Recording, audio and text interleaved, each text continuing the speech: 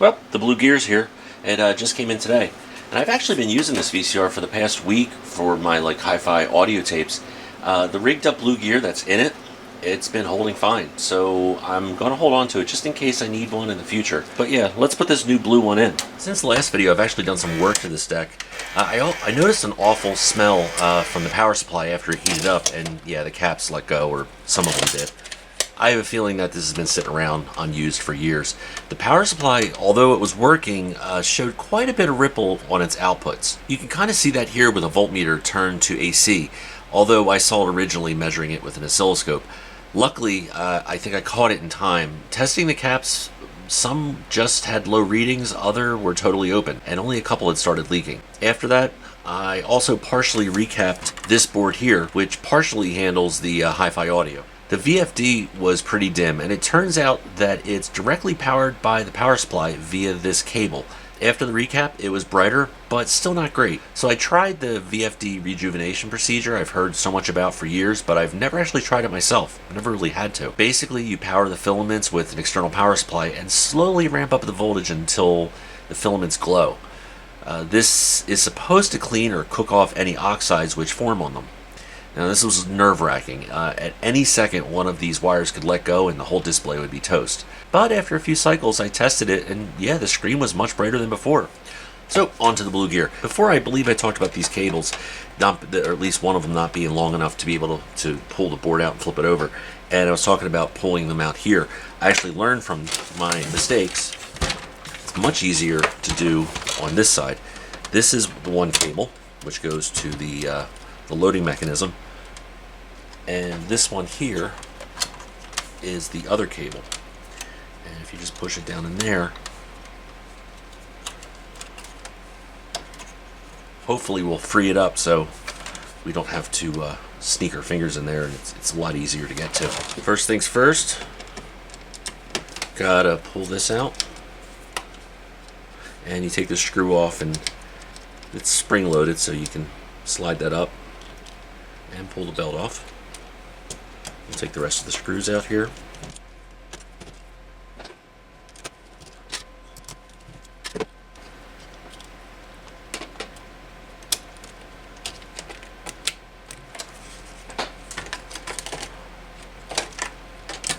Now if you're going to do this, it's actually easiest to already have the machine in its home position or the unloaded position. And that's with no tape in it and the caps or the rollers pulled back. So here's the blue gear, and we're going to get to that. But let me just show you around real quick how everything is synced up. If you look down here at the mode switch, you'll see, yeah, there's a little dot there, and then there's an arrow with this line. And so this tooth goes in here, and that's lined up. So when we take this all apart, you want to make sure that you move the mechanism so that those are lined up, because that is its resting or home position. Over here, the same is true, although it's hard to see on that gear because I have it melted. But here's the new gear, and if you notice, there's a little arrow right here, and that's going to point to that arrow when we have it apart, and I'll show you how they'll line up. But you see there is still a bit of the arrow there, and it is lined up. Also, there are holes. You'll see there's a hole in the frame there, and there's a slot cut out of the gear, and you can use that to line them up. There's also a hole over here, and you can use that to line them up. So let's pull this apart.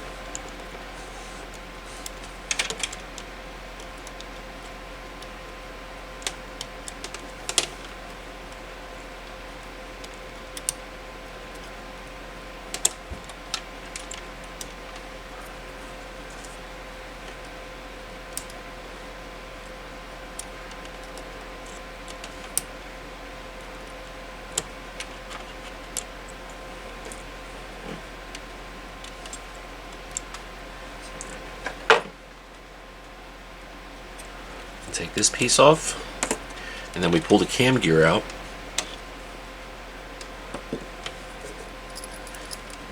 and now these are free to move. But we got to there's the two rollers, and they're the rollers that pull the taper on the head. We got to take them off of these arms here so that we can get these gears out.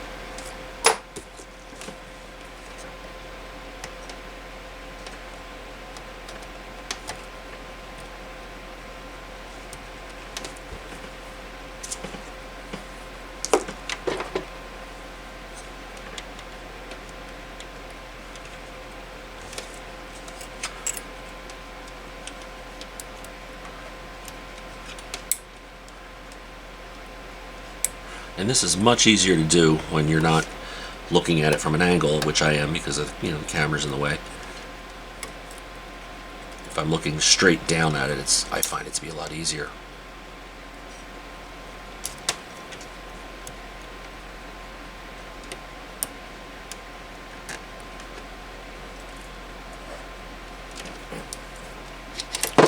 And yeah, they're going to fall out. This one usually stays, but that one's going to fall out. And we just pull the cam gear, or we just pull these out. Now's actually a good time to go in there and clean out the tracks and re-grease them. I've already done that. Although I may do it again at some point because I don't really like the grease that I used. Oh, I forgot to take this one off. So you see, this is the patchwork that I kind of did on this, but it's been holding. You can see I glued it solid, so it was one piece, and then I wrapped a strand of copper wire around it, pulled it tight, twisted it so it was nice and tight, and I think I started over here, and I just used a soldering iron and heated it up so it would melt into the plastic, and then I just did that over and over and over again the whole way around and made sure that it was pulled tight. Every time I was done doing it, I would go make sure it was pulled tight so that it was a nice tight ring around it. And that's it. And for some reason I put some PETG filament. I just kind of melted some in there, but I don't know. I don't think that was really needed. So we want to take this off and you just twist it. If this is broken, you're not going to need to do this, at least to get it off. And it popped apart and the spring went flying, but luckily I caught it. There it is. So I'm going to keep this because it still works. Alright, so here's the new gear. And I always get this confused as what direction this spring needs to go in.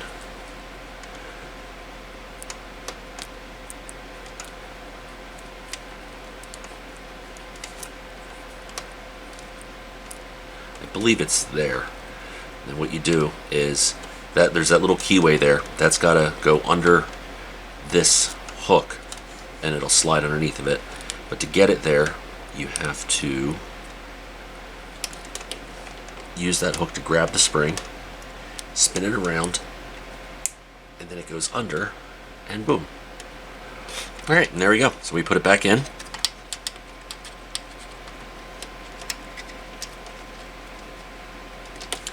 And then we'll put this one on over top.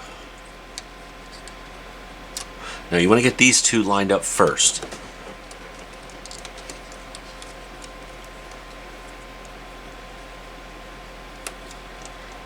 So this one,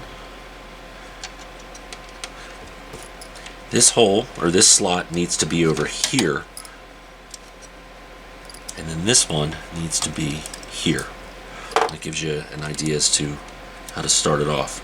The problem is once you put it down in there, they lock together, so you gotta pry that up. There we go. So it goes under. You can just lift it.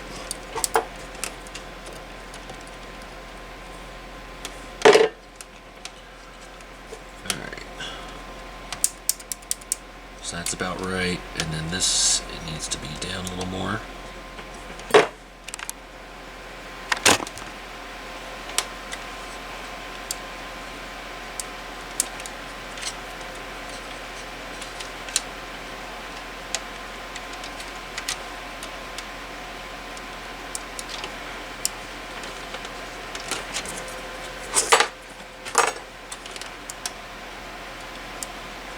And it looks like we're lined up. At least once you get that back on, this is the time where you're going to need like 3 hands. Because you have to reach under. Unless there's an easier way to do this that I don't know of. You got to reach under and hold the roller. And also don't let these fall out, because then you'll be redoing it. And you got to pop this back in. And I'm sorry my hand's in the way, but that's the way it goes.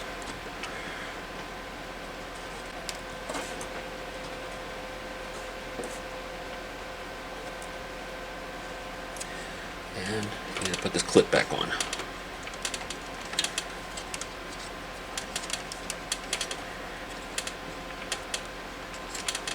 And if they fall out and you're not sure what direction, this part, this bent part, goes towards the drum.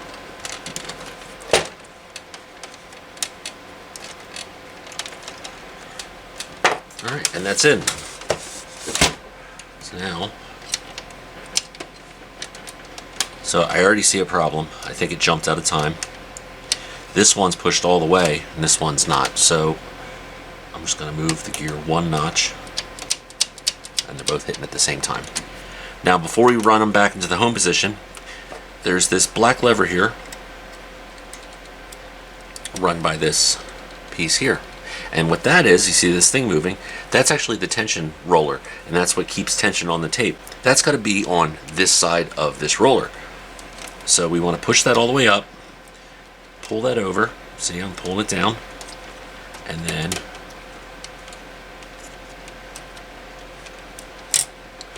pull that back, and they will hold this in place. I said before, you want to make sure that the mode switch and all of this is in the right position. If it's not, you can move this back and forth. Okay, so now we have the tension arm in position, we have these run back to their home position and lined up, and we now have the cam gear. So you'll notice there's 3 slots, and that's going to go with these 3 pieces right here, which this one you may have to move back and forth just to get it to fit. This can only fall in one direction, so you can't mistime this. But you gotta actually get it on the, there we go. And those 3 holes are gonna be this direction.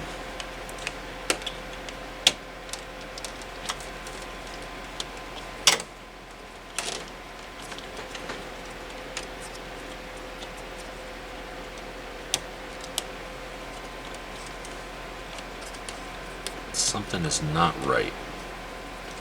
There we go. Had to pull this back some. And now it's in. Alright, now we can test this before we put it all back together. And you just got to put this piece on just to hold everything down. I always get these backwards. And I just put one in the middle here.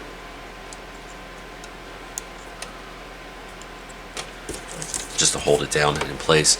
Down here is the motor, and there's a 3-pin connector. The outer pins are the ones that actually power the motor. Now I only have about 5 volts running through this, so it's going to move kind of slow, but we can move it back and forth just to make sure everything runs, and it does.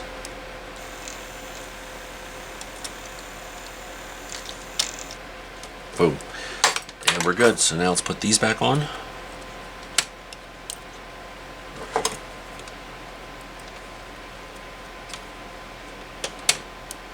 So now I just want to put this back on.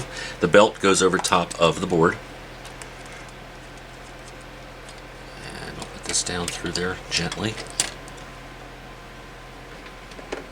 I'm actually going to lift this up at an angle so that it can fit.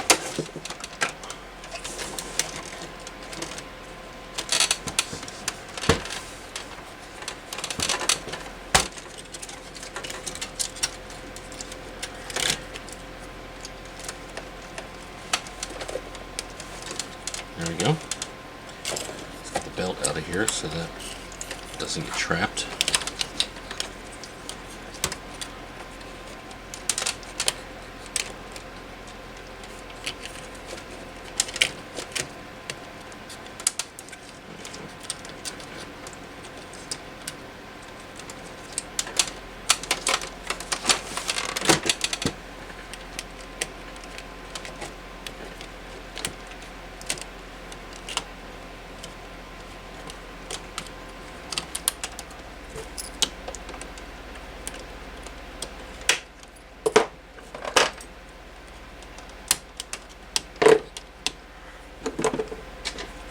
Put all the screws back in.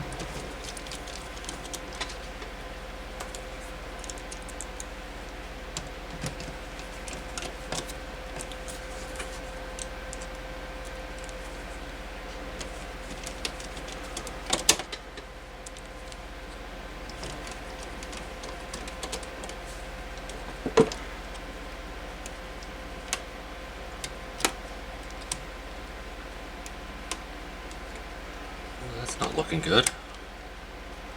There we go.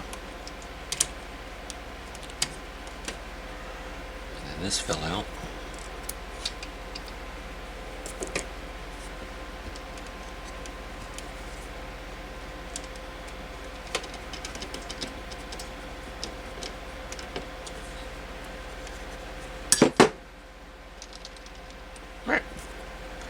flip it over and see what she does.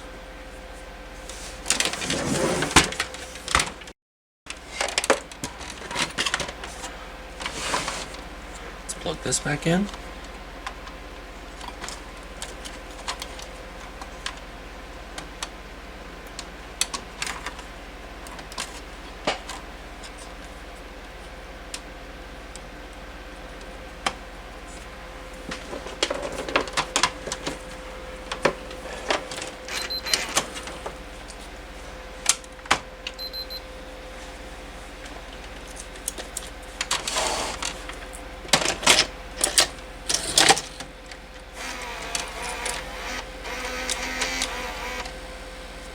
And there we go. It's working.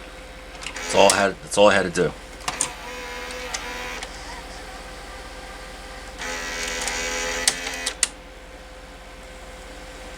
I will say the one thing I don't like on this VCR is the rewind, fast forward and rewind speeds are not what I was expecting. I have a combo unit Samsung, and it will rewind a 2-hour tape in 30 seconds. Now, some might say that that's bad for the tape, but it actually does slow down when it gets close to the beginning or the end, and then it'll rewind it at normal speed.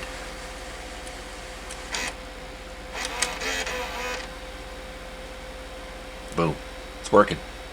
That's all there is to it. So this Sony is going into my entertainment center, and I might still work on some of the caps in here at some point, but really, it's good to go. It's ready to work. So that's that. See you guys later.